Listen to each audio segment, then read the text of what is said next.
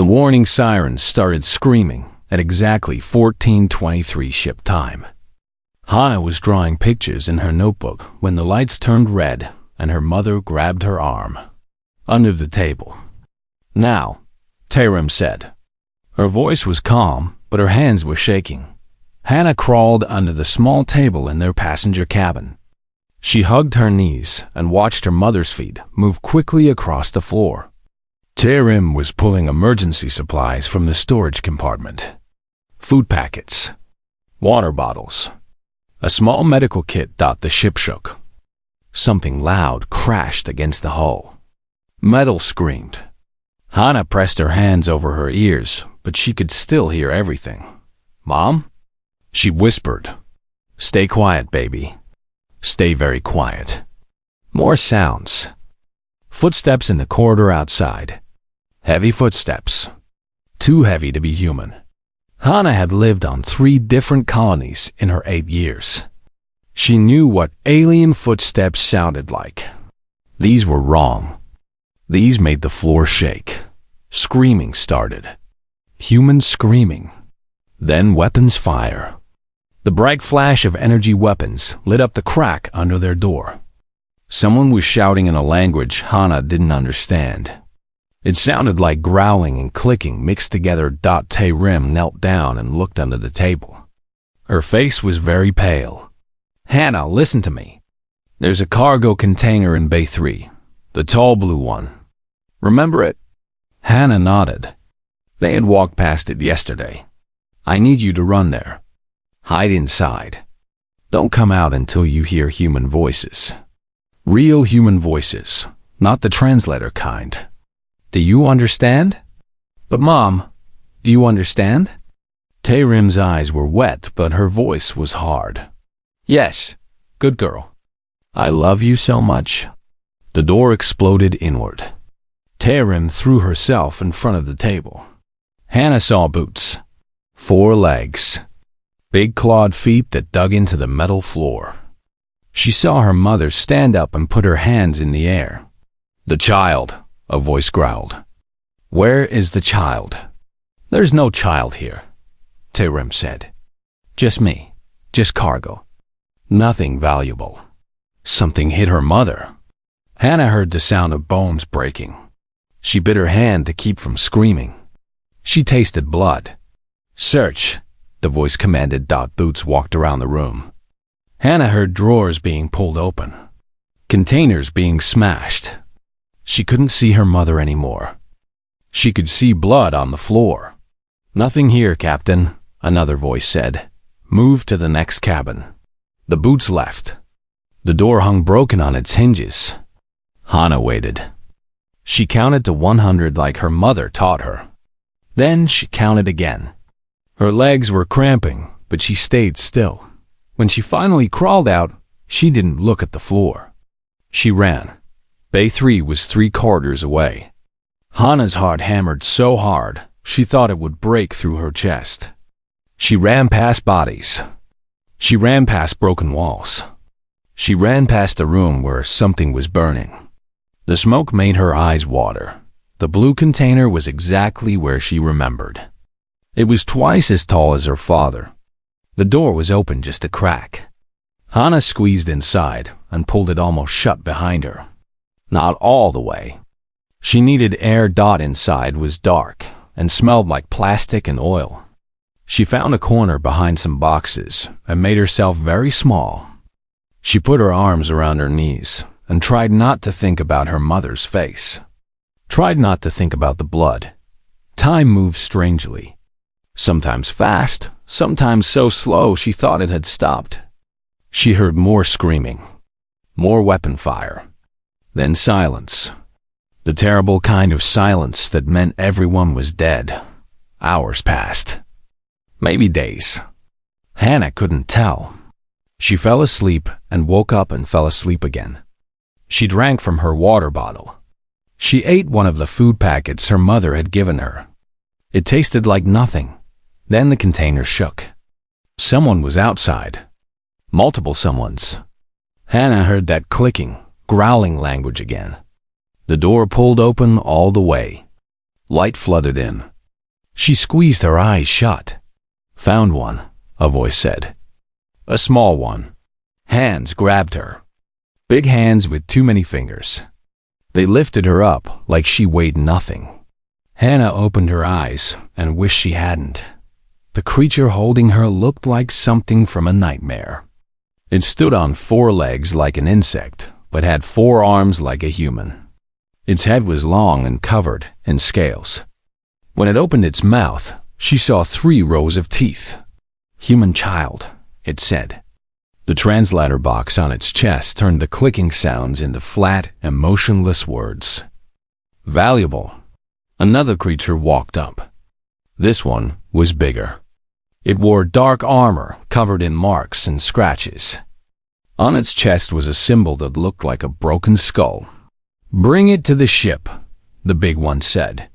"The captain will want to see this." They carried Hannah through the destroyed transport vessel. She saw all the bodies now. She couldn't help it. Pilot Day 1 was slumped in the cockpit. The medical staff were scattered in the hallway. Everyone was still and quiet and wrong. The creatures took her through a connecting tunnel into their ship. Everything here was dark metal and sharp edges. It smelled like blood and chemicals. Lights flickered red and orange. Hannah tried to remember what her father had told her about being brave. She couldn't remember anything except his smile. They brought her to a large room. The walls were covered in weapons. Screens showed star charts and ship routes. In the center stood the biggest creature Hannah had ever seen. It was nearly 3 meters tall. 4 powerful arms crossed over a massive chest. Its scales were deep red like old blood. Scars covered its face and neck. When it looked at her, its eyes were yellow and cold. "What have we here?" the creature said. Its voice was deep and made Hannah's bones vibrate. "Human child, Captain Vexter," the creature holding her said. "Found hiding in their cargo bay." Captain Vexter walked closer. His clawed feet clicked on the metal floor. He leaned down until his face was level with Hannah's. His breath smelled like rotten meat. "So small," he said. "So soft. Do you know what we are, little human?" Hannah couldn't speak. Her throat had closed up. "We are Krell," Vexter continued. "We are the apex predators of the Krell Dominion. We have hunted on worlds you cannot imagine. We have eaten prey that could crush your body with a thought." He reached out with one clawed hand and touched her face. "Your species is prey. Weak, helpless. You exist because we allow it." He smiled. It was worse than his anger would have been. His smile showed all those teeth. His smile said he enjoyed this. He enjoyed her fear. "Take her to holding cell 7, Vexter said. "Keep her alive. Human colonies pay very well for their children. If they do not pay..." He paused. "Well, we Krell are always hungry." The crew laughed. It was a horrible sound, like rocks grinding together. They dragged Hannah down narrow corridors and threw her into a small room. The door slammed shut. She heard it lock. The room had a thin mat on the floor and a hole in the corner. Nothing else. One small light buzzed in the ceiling. Hannah curled up on the mat. She hugged herself tight. She thought about her mother, her father, her home. She thought about her drawing notebook left behind on the table. She had been drawing a flower garden. She did not cry. Something hard had formed in her chest. Something cold. She had seen what happened to people who begged, who pleaded, who showed weakness to these creatures. She was 8 years old. She was alone. She was surrounded by monsters, but she was not broken. Not yet. Outside her cell, the Krell crew celebrated their successful raid. They drank their harsh liquor and counted their stolen cargo. They laughed about the humans who had begged for mercy, about the ones who had fought back, about how easy it all was. They did not know about the message that had been sent before the transport died. They did not know about the automatic distress beacon still broadcasting. They did not know that in the dark between stars, something was already coming. Something patient. Something relentless. Something that never forgave. But they would learn soon enough. 3 days passed in the cell. Hana marked each day by scratching a line on the wall with a piece of broken metal she found in the corner. 3 lines. 3 days of thin soup and stale water. 3 days of listening to the crow walk past her door. On the morning of the 4th day, they came for her dog. The door opened with a hiss. 2 crow guards stood outside. They didn't speak. One grabbed her arm and pulled her into the corridor. They walked through the ship. Hannah tried to remember the route, but everything looked the same. Dark metal. Red lights. The smell of blood and chemicals. They brought her back to the main room where she had first seen Captain Vexter. He was there now, sitting in a large chair that looked like a throne. Other Krell stood around him. They all turned to watch as the guards pushed Hana forward. "Good morning, little human," Vexter said. His translator made his voice sound almost polite. "Today you are going to help us. You are going to speak to your people." He gestured with one clawed hand. A screen lowered from the ceiling. A camera turned to face Hannah. A red light blinked on. "Tell them your name," Vexter commanded. Hannah stared at the camera. She didn't want to speak. Didn't want to give them anything. Vexter moved fast. One of his hands wrapped around her throat. He lifted her off the ground with one arm. His grip was tight, but not tight enough to choke her. Just tight enough to hurt. To scare. "Your name," he said again. "Hannah," she whispered. He set her down but kept one hand on her shoulder. His claws dug through her shirt. "Very good. Now, Hannah, you will tell your people that you are alive. That you are unhurt. That you will remain this way if they cooperate." The camera kept recording. Vexter smiled his terrible smile. He looked into the lens. "Humans of the frontier colonies," he said. "I am Captain Vexter of the Krell warship, Blood Talon. We have taken your transport vessel Morning Star. We have taken everything of value aboard it, including this child." His claws pressed harder into Hannah's shoulder. She bit her lip to keep from crying out. "If you want her back alive, you will meet our demands. First, you will provide us with military-grade shield technology. The specifications are being sent with this message. Second, you will grant us safe passage through all human-controlled space for the next year. Third, you will deliver 50,000 credits in standard currency to coordinates we will provide." He paused, leaned closer to the camera. "You have 72 hours to agree to these terms. If you refuse, the child dies. If you attack this ship, the child dies. If you attempt any rescue operation, the child dies. If you try to track us, the child dies. Do you understand?" "Good." The camera light went off. Vexter released Hannah and pushed her toward the guards. "Take her back," he said. "Keep her clean. Keep her fed. She needs to look healthy for the next message." The guards dragged her away. Behind her, Hannah heard the Krell laughing.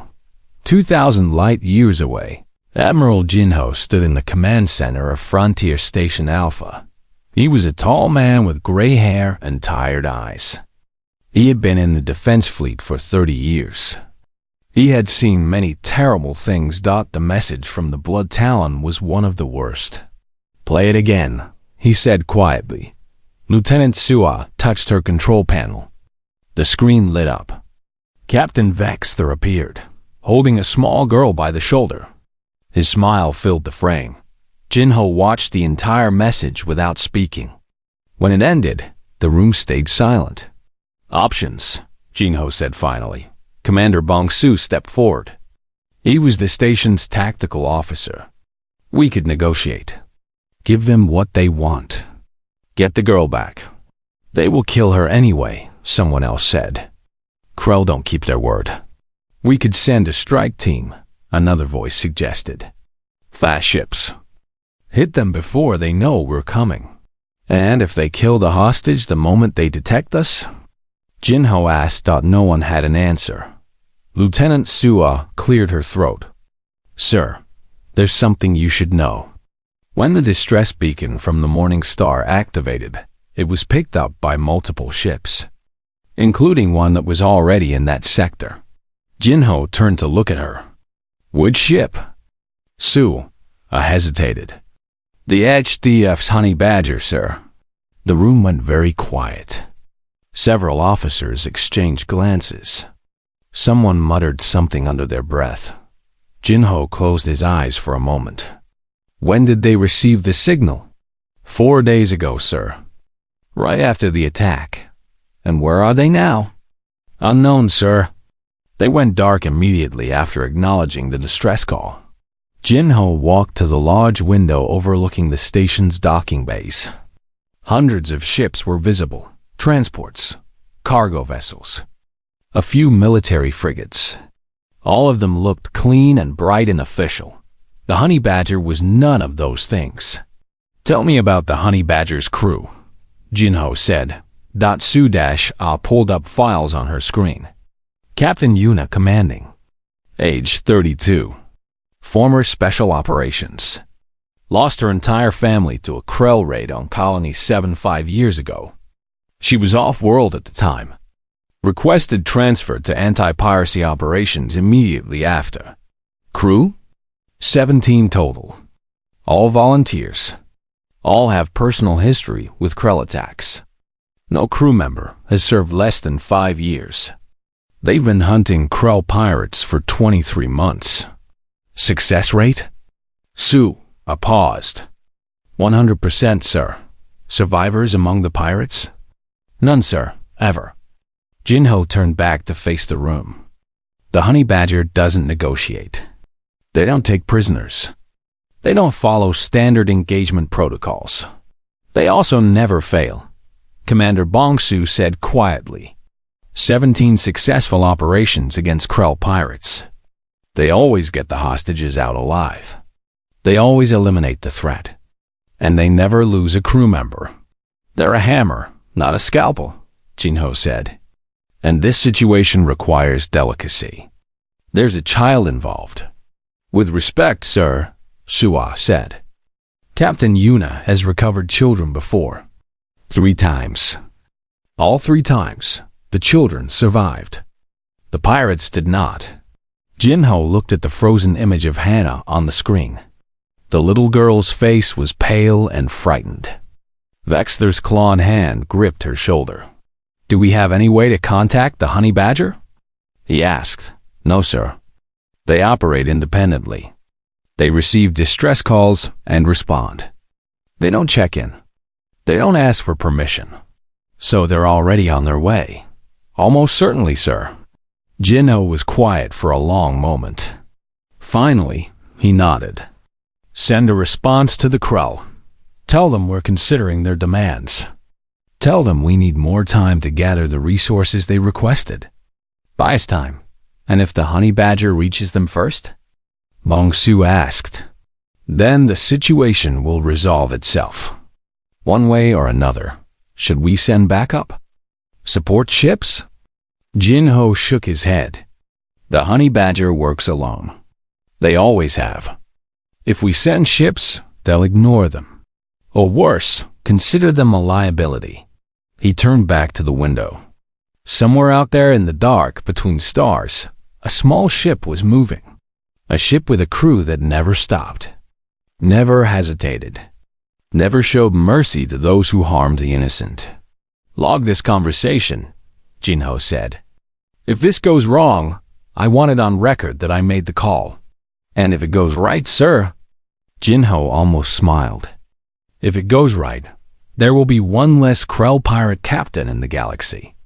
And one little girl going home to what's left of her family.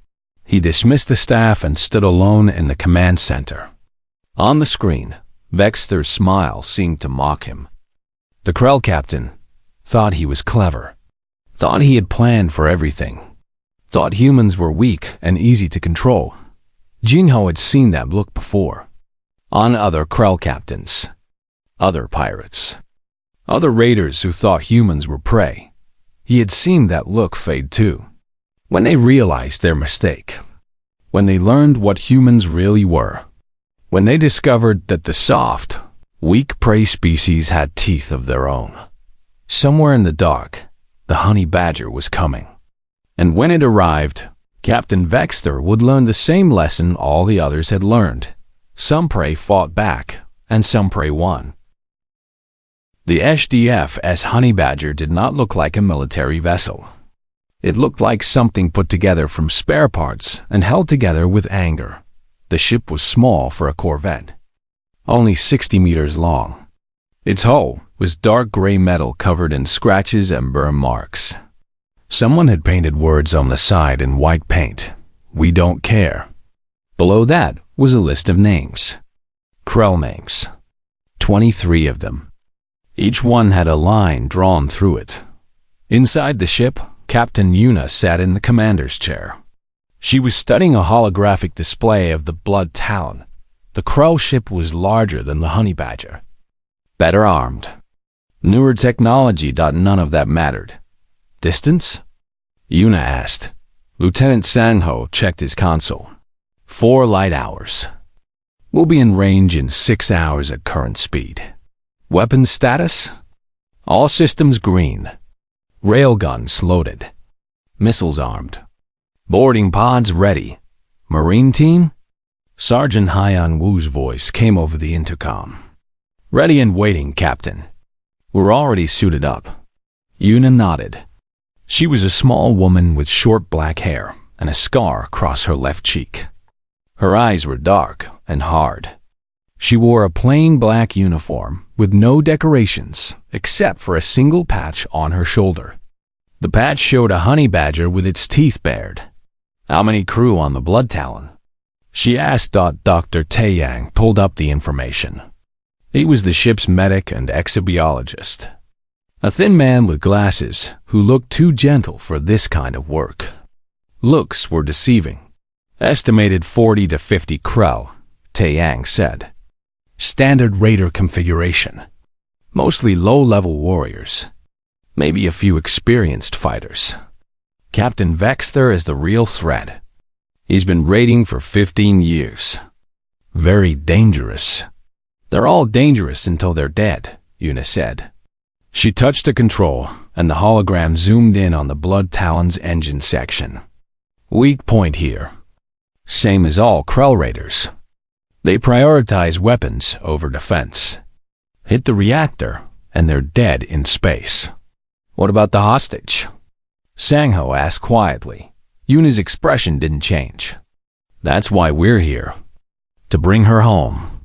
She stood up and walked to the front viewport. Outside was nothing but stars and darkness. Somewhere ahead was a little girl who was probably terrified, who had probably seen horrible things, who might not survive if this went wrong.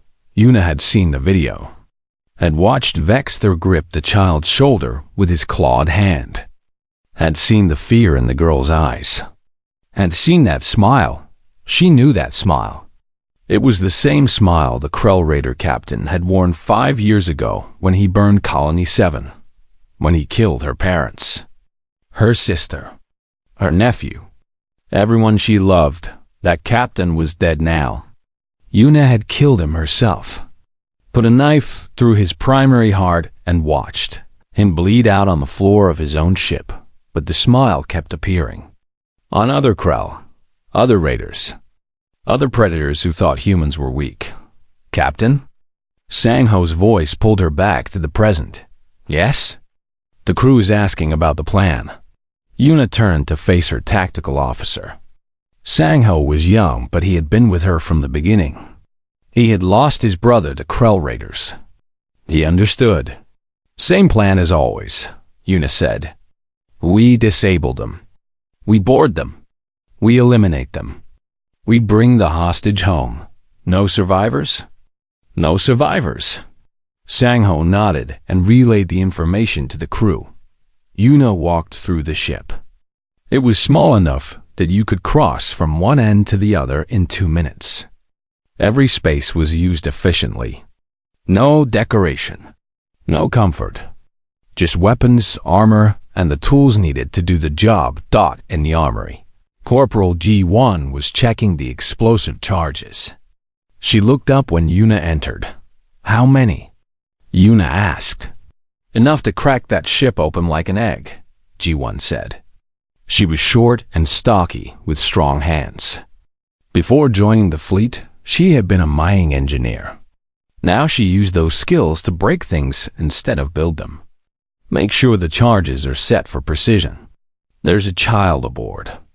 We can't risk explosive decompression in the wrong section. G1 nodded. Already accounted for, Captain. Shape charges only. Directed force. The explosion will go where we want it and nowhere else. In the med bay, Dr. Taeyang was preparing medical supplies. Trauma kits, sedatives, nutrient packs. Everything needed to treat a hostage who might be injured or sick. Will she need surgery? Yuna asked. Unknown. Krell usually keep valuable hostages alive and relatively healthy. But trauma is likely. Psychological damage is certain. She need careful handling. Should get it. Taeyang looked at Yuna. And if she's already dead? Then we make them pay for every second she suffered. The doctor nodded. He had stopped questioning Yuna's methods a long time ago. In the cargo bay, the Marine team was doing final equipment checks. Sergeant Hyan Wu led the team. 6 soldiers, including himself. All of them were veterans. All of them had scars. All of them had reasons. Captain, Hyan Wu said when Yuna entered. We're ready. The Krell will fight hard once they realize what's happening. They always do. Good. Makes it more satisfying. Yuna almost smiled. Hyan Wu had been special forces before the Krell killed his wife and daughter. He had requested transfer to the Honey Badger within a week of the funeral. That was 2 years ago. He had not smiled since. None of them smiled much anymore. Smiling was for people who still had something to lose. Remember, Yuna said, priority 1 is the hostage. Everything else is secondary. We clear room by room. We secure the girl. We bring her out. Then we finish the job. Understood, Captain. Yuna returned to the bridge. 5 hours until intercept. She sat in her chair and closed her eyes. This was the hard part. The waiting. The time when doubts could creep in. When fear could take root. But Yuna had learned to push those feelings away. Fear was for the prey. Doubt was for people who had options. She had neither fear nor options. She had only purpose. The Honey Badger moved through space like a ghost. Its stealth systems were military grade, taken from a decommissioned destroyer. Most ships its size couldn't mask their energy signature. The Honey Badger could get within a few thousand kilometers before anyone knew it was there. That was usually close enough. On the Blood Talon, Captain Vexter was celebrating. The humans had responded to his message. They were considering his demands. They needed more time. It was exactly what he expected. Humans were always weak. Always willing to negotiate. He would give them their time. Let them scramble to gather his payment. Let them hope they could save the child. Then, when they delivered everything he wanted, he would kill the girl anyway. Just to show them that the Krell did not honor deals with prey species. It would be amusing. His crew drank and laughed and boasted about their successful raid. They had killed 30 humans without losing a single warrior. They had taken valuable cargo. They had captured a hostage worth a fortune. It was a good raid. None of them noticed the small ship approaching from the shadow of a dead moon. None of them saw the energy signature that flickered at the edge of their sensors for just a moment before disappearing. None of them knew that the Honey Badger had arrived. On the bridge of the Honey Badger, Yuna opened her eyes. Time to intercept? 30 minutes, Sangho reported.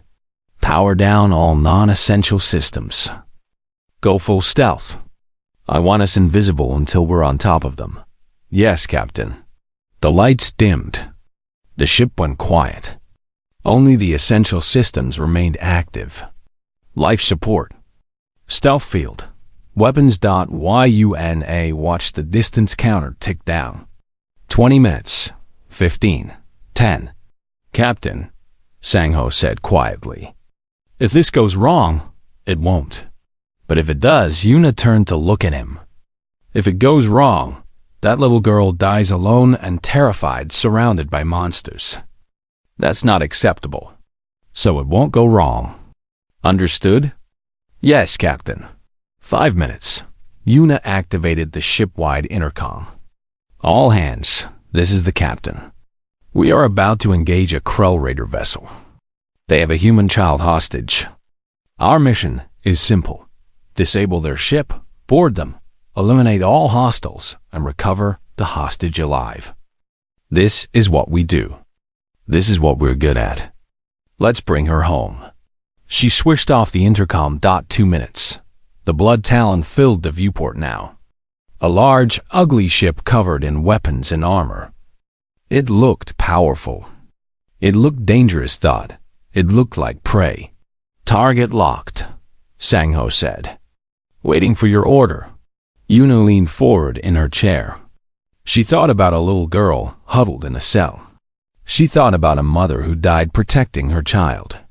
She thought about all the humans who had suffered at Krell hands. Fire, she said. The Honey Badger's weapons came to life. And Captain Vexter's celebration came to a very sudden end. The electromagnetic pulse hit the blood talon like a hammer. Every light on the ship flickered and died. Emergency power kicked in a moment later, bathing the corridors in dim red light. Captain Vexter dropped his drink. It shattered on the floor. Around him, his crew stopped laughing. What was that? He demanded. The weapons officer scrambled to his console. Unknown, Captain. All primary systems are offline. Engines dead. Weapons offline. Shields down. How is that possible? Where did it come from? I don't know. Sensors showed nothing until the officer paused, staring at his screen. Captain, there's a ship. Small vessel. Right on top of us. It wasn't there a moment ago. Vexter moved to the viewport. Outside, barely visible against the stars, was a dark shape, small, scarred. The words on its hull were too distant to read, but Vexter could see something white painted on the side. Identify that ship, he ordered. His communications officer worked frantically at her console. Human vessel, Captain. Corvette class. Transponder identifies it as HFY Honey Badger. Vexter felt something cold move through his chest. He had heard that name before, whispered in ports and trading stations. A ghost story that Krell Raiders told each other after too much drink. Full alert, he said. Get weapons back online. Deploy all security teams. Now. But it was already too late. The boarding pods hit the hull with tremendous force. 3 impact points. The blood talon shook. Metal screamed. Atmosphere began hissing out through the breaches. Emergency seals slammed down, containing the damage. But now there were humans inside the ship. Security teams to breach points. Vexter roared. Kill them all. The first Krell security team reached breach point 1 within 2 minutes. 12 warriors fully armed, ready to tear apart whatever humans had been stupid enough to board a Krell vessel. They entered the corridor and found it empty, except for shadows and red emergency lights. Spread out, the team leader ordered. Find them. They never saw the humans coming. The Marines from the Honey Badger were already in position. They had moved through the breach point and scattered into the surrounding corridors while the Krell were still organizing. Now they struck from multiple directions at once. The Krell warriors were strong, fast, deadly in close combat. But the humans didn't fight close. They fought smart, precise weapon fire from concealed positions. Flashbang grenades that blinded and disoriented. Smoke that confused Krell senses. The security team went down in less than 30 seconds. 12 warriors. 0 survivors. The second security team met the same fate. So did the third dot in the command center. Vexter watched his security feeds in growing horror. The humans weren't rushing. They were clearing the ship section by section. Methodical, efficient, ruthless. Every Krell who encountered them died.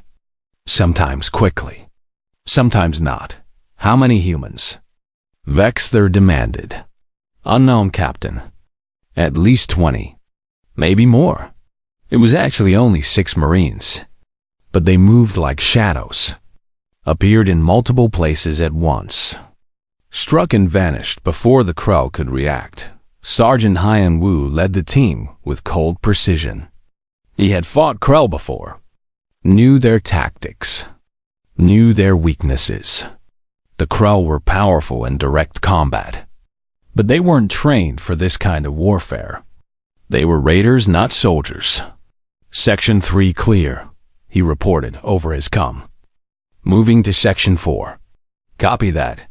Captain Yuna's voice responded. The hostage should be in holding cell 7. That's in Section 5. Be advised, the Krell captain is moving in that direction. Understood. We'll get there first. Hyan Wu's team moved faster. They left their cleared sections and sprinted through the Krell ship. They knew exactly where they were going. Dr. Taeyang had provided detailed schematics of this class of raider vessel. They reached Section 5 before Vexter did. The holding cells were in a long corridor. 8 cells total. Most were empty. Cell 7 had a locked door with a small window. Private. Min Seo checked the window. I see her. She's alive. Looks scared but unhurt. Open it, Hyan Wu ordered. Corporal G1 placed a small charge on the lock. Stand back, she said. The charge went off with a soft pop. The door swung open. Hannah was huddled in the corner of the cell. She looked up at the armored figures, and her eyes went wide with fear. Hyan Wu removed his helmet. It's okay. We're human. We're here to get you out. Hannah stared at him. You're real? Yes. Can you walk? She nodded and stood up. Her legs were shaky, but she could move. Good girl. Stay close to me. Hyan Wu positioned himself between Hannah and the corridor. His team formed a protective circle around her. They were about to move when the corridor doors at both ends slammed shut. Emergency lights flickered. Then, a voice came over the ship's intercom. Humans, Captain Vexter said. I know you can hear me. You have something that belongs to me. I suggest you return it. Hyan Wu touched his comm. Captain, we have the package. But we're locked in the holding cell corridor. Working on it, Yuna's voice responded. Give me 60 seconds. We might not have 60 seconds. One of the corridor doors began to open. Slowly, metal grinding on metal. Through the gap came Captain Vexter. He was alone. His crew was either dead or scattered throughout the ship. But he was still dangerous. Still a predator. Vexter looked at the Marines. At their weapons. At the small girl protected between them. His eyes narrowed. You are making a mistake, he said. His translator made his voice sound calm. Almost friendly. There are ways this can end peacefully. Return the child. Leave my ship. We forget this happened. No, Hyan Wu said simply. You cannot win. I am Krell. I have killed hundreds in combat. Your armor will not save you. Your weapons will not save you. I am Apex. You are prey. Hyan-Woo smiled. It was not a nice smile. Funny, we keep hearing that. Right before we kill you. Vexter roared and charged. He was fast. Incredibly fast. He covered the 20 meters between them in less than 2 seconds. His forearms reached for the nearest Marine, but Hyan-Woo was ready. He had fought Krell captains before. Knew how they moved. Knew how they thought. He sidestepped the charge and fired 3 rounds into Vexter's side. The Krell captain staggered but didn't fall. His armor had absorbed most of the impact. Vexter spun and backhanded Hyan-Woo across the corridor. The sergeant hit the wall hard. His armor cracked. He tasted blood. The other Marines opened fire. Vexter moved like liquid. He dodged some shots, took others on his armor. He grabbed Private Minzio and threw her into Corporal Gaiwan. Both went down. Now only 2 Marines stood between Vexter and Hana. The Krell captain smiled his terrible smile. "Is this your best?" Pathetic. Then the other corridor door exploded. Captain Yuna stepped through the smoke. She was smaller than her Marines. Not wearing heavy armor. Just a combat suit and a sidearm. She looked fragile compared to the massive Krell captain. Vexter laughed. "Another little human. Come to die with the others?" "No," Yuna said quietly. "I came to kill you." She drew her sidearm. Standard issue. Nothing special. Just a weapon. Vexter charged again. He was confident. Sure of his superiority. He had size, strength. 4 arms against her 2. He had every advantage. Yuna shot him in the knee. Vexter stumbled. Yuna moved to the side and shot his other knee. The Krell captain went down, confused, hurt, unable to understand what was happening. "You fight like prey," Yuna said. "All rage. No thought. No tactics. Just brute force." She shot him in one of his hands. "That works on other prey. It doesn't work on us." Vexter tried to stand. Yuna shot his other hand. Then his shoulder. Then his other shoulder. Each shot was precise, calculated, not to kill, to disable, to hurt. "Stop," Vexter said. His voice was no longer confident. "Stop, please." Yuna stood over him. "You smile at a child. You held her by the throat. You made her afraid. I didn't kill her. I kept her safe. You terrified an 8-year-old girl who had just watched her mother die. You smiled while you did it." Yuna knelt down next to the Krell captain. She pressed her weapon against his primary heart, the one in the center of his chest. "I want you to know something," she said. "Humans are not prey. We never were. We're the ones who climbed to the top of our food chain on a death world where everything wanted to kill us. We're the ones who built ships and weapons and an empire from nothing. And we're the ones who never ever forgive those who hurt our children." Vexter looked into her eyes. For the first time in his life, he felt real fear. Not the thrill of danger. Not the excitement of the hunt. Real, true, primal fear. Because he finally understood. Humans weren't the prey. They were the predators. Yuna smiled.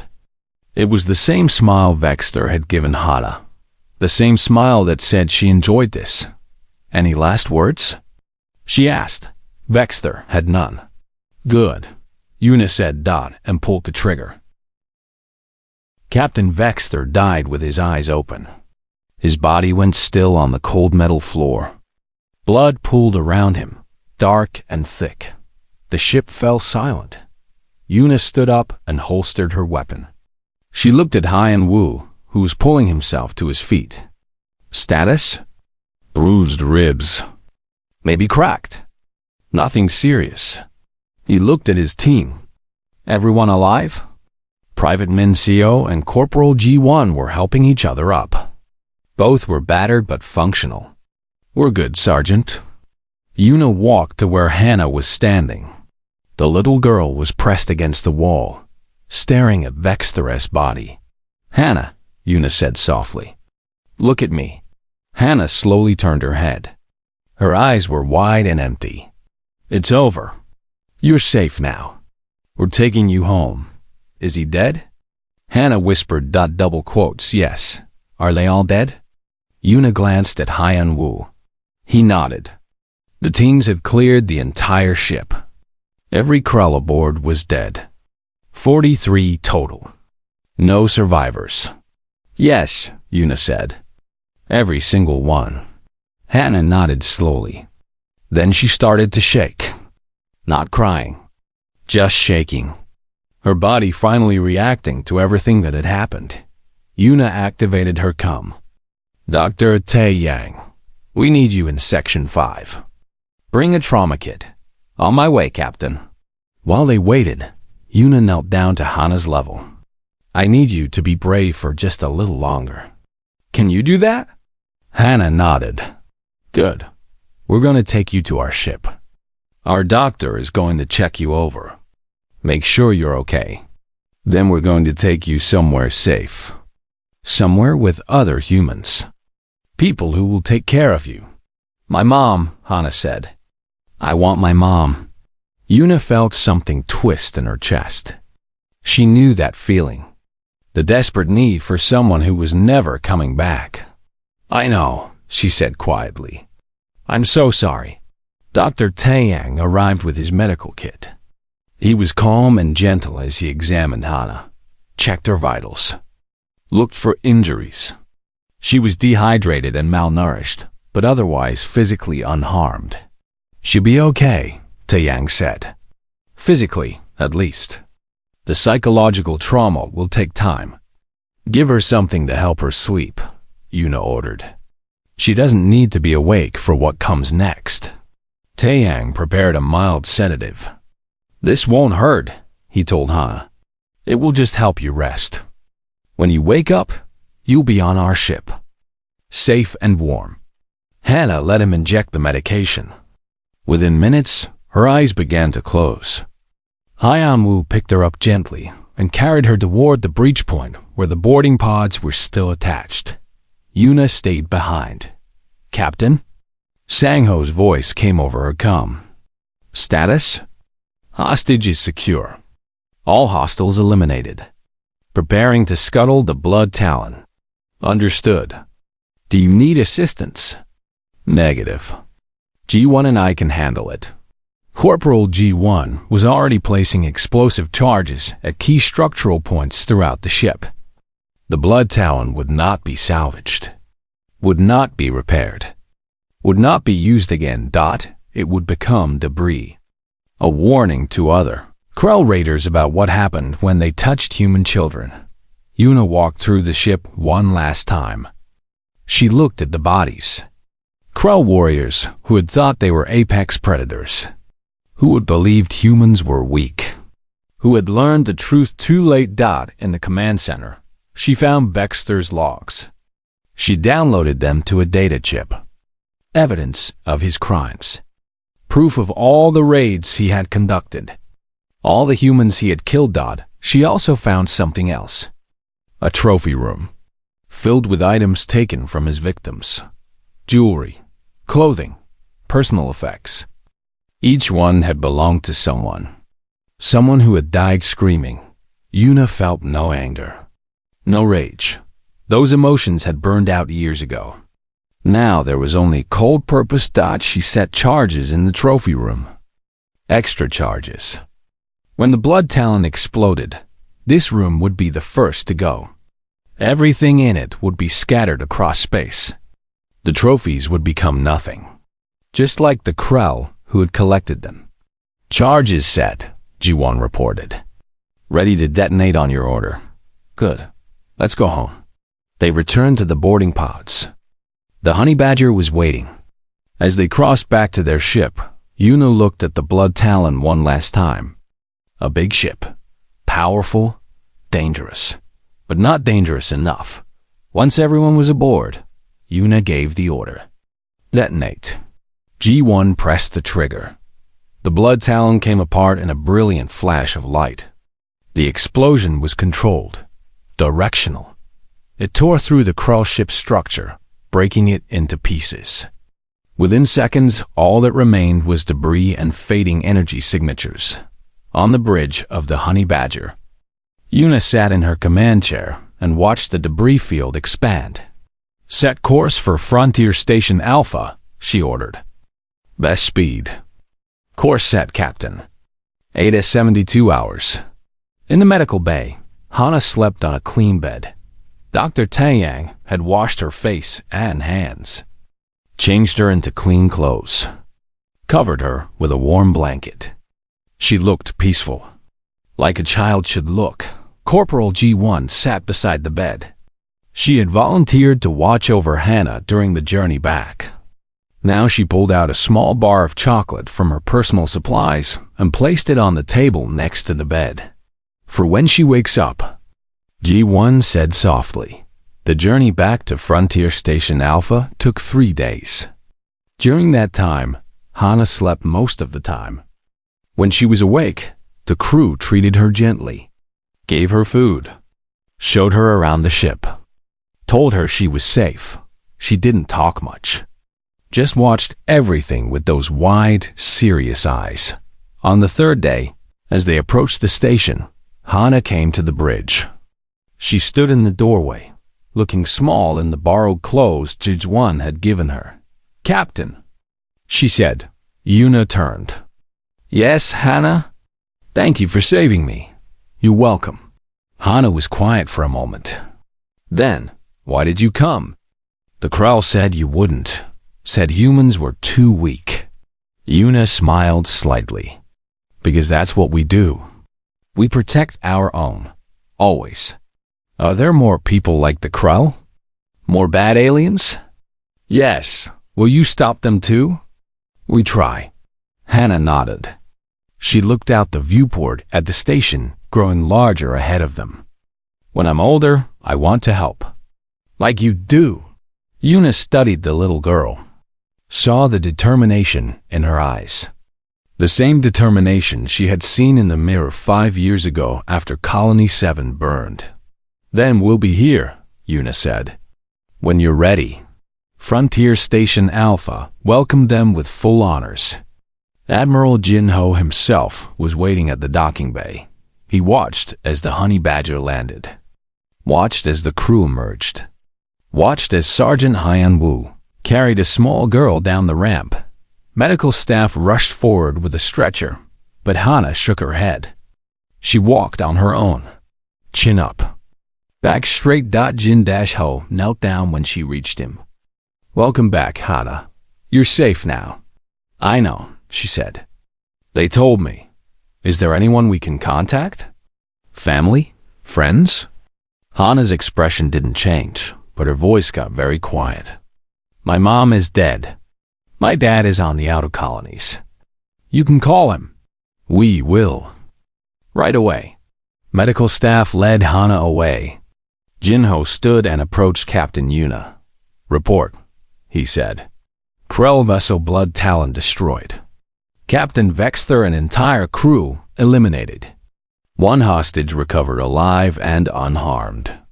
No casualties on our side." Jinho nodded slowly. "The Krell are going to protest. Again. Let them. The diplomatic corps is going to complain. Again. Let them." Jinho almost smiled. "You make my job very difficult, Captain. My job is to bring people home, Admiral.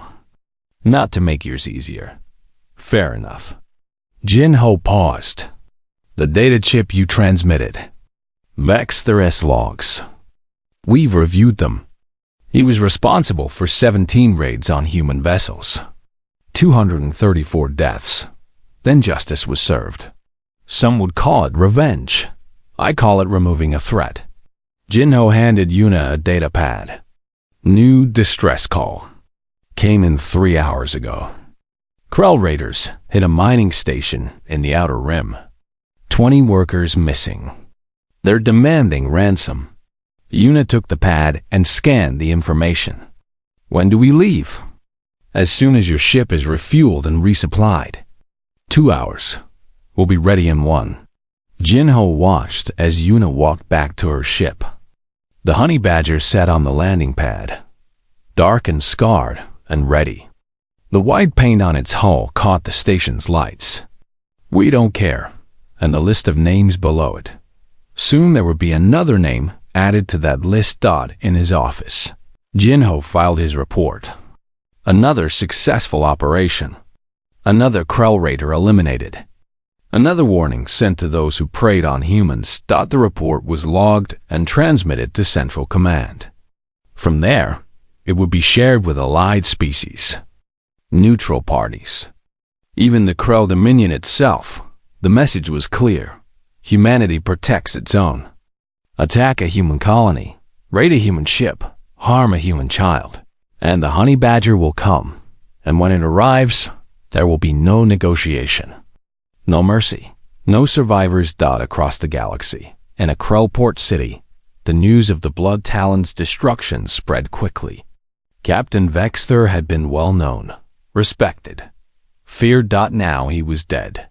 His entire crew was dead. His ship was debris, killed by a small human vessel. A ship no bigger than a Krell cargo hauler. Killed by prey species that should have been easy targets. The Krell captains in the port looked at each other. They remembered the old saying, "Never fight a honey badger. It doesn't know when to quit." Humans, it seemed, were the same way. One by one, Krell raiders began to avoid human space. The risk was no longer worth the reward. There were easier prey in the galaxy. Species that didn't send their own predators to hunt the hunters. 6 months later, Hannah stood in the recruitment office of the Human Defense Fleet. She was still young, still small, but her eyes were hard and determined. "I want to enlist," she told the recruiter. "You're too young. Come back in 10 years. Then I'll come back in 10 years.